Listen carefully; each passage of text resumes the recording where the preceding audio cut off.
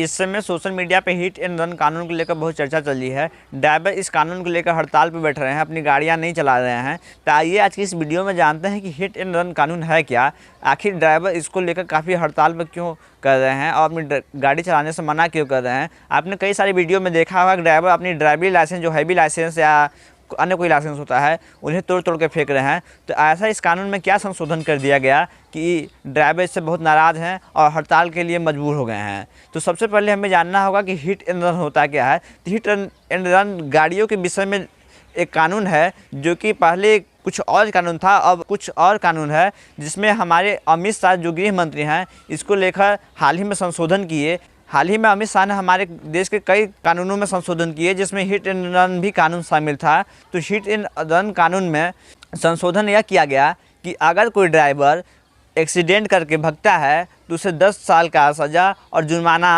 देना होगा। और इससे पहले कानून यह था कि अगर कोई ड्राइवर एक्सीडेंट करके भगता है तो उसे 2 साल की सज़ा, जुर्माना होगा। जबकि जो 2 साल की सज़ा थी उसमें बेल भी हो जाती थी, लेकिन जो ये 10 साल की सज़ा है, इसमें बेल की कोई गुंजाइश नहीं है। हमारे जो ड्राइवर हैं हिट एंड रन के कानून लेकर काफ़ी खिलाफ चल रहे हैं। उनका कहना है कि हिट एंड रन कानून ड्राइवरों के खिलाफ में है।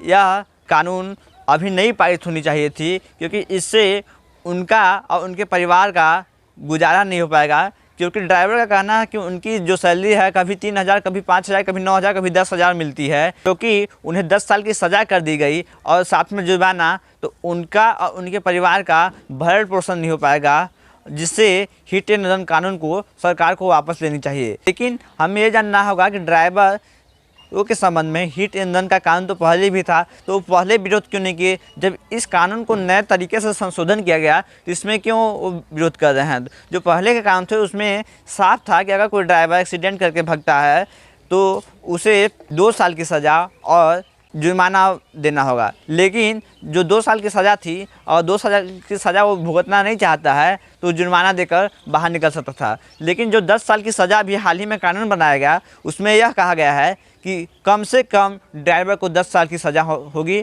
और साथ में जुर्माना, जिससे हमारे ड्राइवर भाई सभी चिंतित हैं इस कानून को लेकर। लेकिन अमित शाह जी ने इस कानून को पारित करने से पहले एक और ड्राइवरों के पक्ष में बात रखी कि अगर ड्राइवर कोई उसको एक्सीडेंट करने के पश्चात अगर जिस व्यक्ति का एक्सीडेंट हुआ है उसकी मदद करता है, उसको निजी हॉस्पिटल में पहुंचाता है या पुलिस को इन्फॉर्म करता है, तो सज़ा कम की जा सकती है। लेकिन ड्राइवर इससे भी असंतुष्टि जता रहे हैं, बोल रहे हैं कि अगर हम एक्सीडेंट वाले व्यक्ति की हेल्प करना भी चाहे तो पब्लिक हमारी क्या हाल करेगी, क्या पब्लिक हमें छोड़ेगी।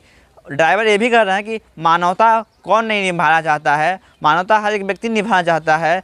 अगर उसे पब्लिक छोड़ देती तो ड्राइवर को कोई शौक नहीं था कि वो गाड़ी वहाँ से भगा के ले जाए।